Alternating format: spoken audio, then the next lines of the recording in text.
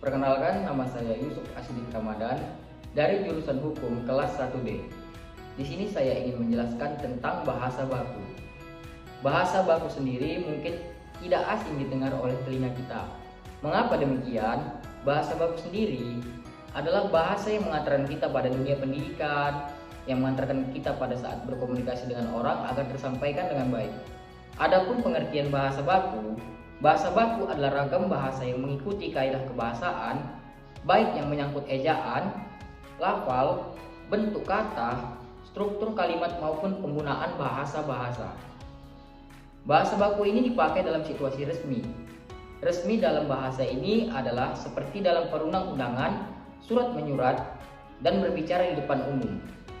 Adapun fungsi bahasa baku, yang pertama itu sebagai alat pemersatu, yang kedua sebagai kewibawaan, yang ketiga sebagai rangka acuan. Yang pertama ini adalah sebagai alat pemersatu. Maksud dari sebagai alat pemersatu ini adalah seluruh masyarakat serta bisa digunakan seluruh daerah.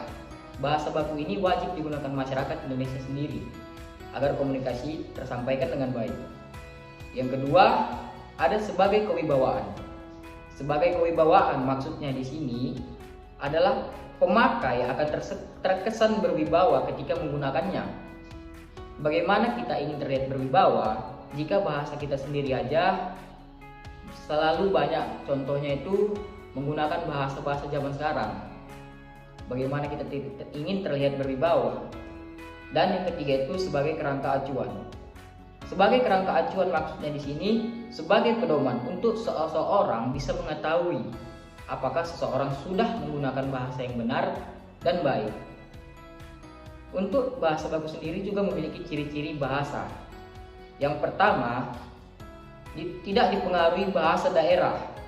Contoh dari bahasa daerah ini adalah bahasa baku sendiri memiliki yang satu kalimat yang itu merasa, dan tidak bakunya itu adalah ngerasa.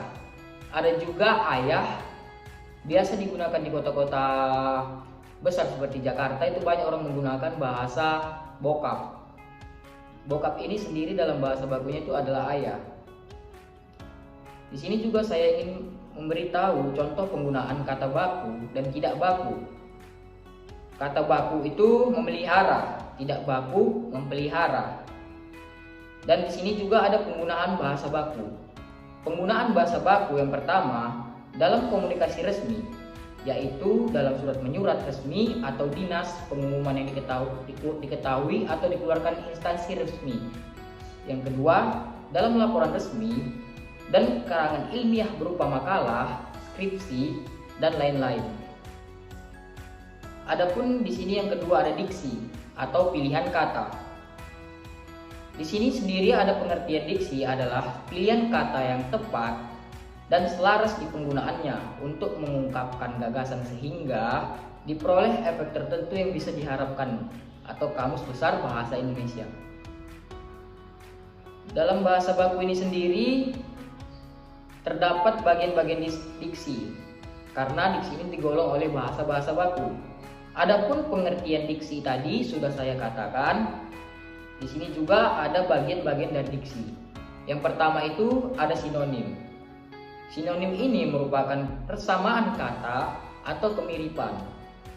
Adapun contohnya itu yang pertama buruk. Buruk persamaan dari buruk adalah jelek. Lalu di sini juga terdapat antonim. Antonim ini adalah lawan dari sinonim tadi. Antonim sendiri merupakan ungkapan yang berlawanan. Contoh dari ungkapan yang berlawan ini adalah kecil, lawan katanya besar, dan jauh, lawan katanya dekat. Yang ketiga juga ada hiponim. Mungkin kita kurang sering mendengar apa ini hiponim karena yang sering kita dengar itu adalah antonim dan sinonim. Untuk hiponim sendiri merupakan suatu kata yang maknanya telah tercakup oleh kata yang lain sebagai ungkapan yang maknanya dianggap sebagai bagian merupakan dari makna suatu ungkapan. Contohnya itu adalah makna tongkol mencakup makna ikan. Makna tongkol mencakup makna ikan. Yang keempat ada hinonim. Untuk hinonim sendiri merupakan kata-kata yang memiliki kesamaan ejaan dan bunyi namun berbeda arti. Berbeda arti contohnya ini seperti rapat. Rapat itu adalah pertemuan dan perdekatan. Mungkin itu saja penjelasan dari saya. Kurang lebihnya saya mohon maaf. Wassalamualaikum warahmatullahi wabarakatuh.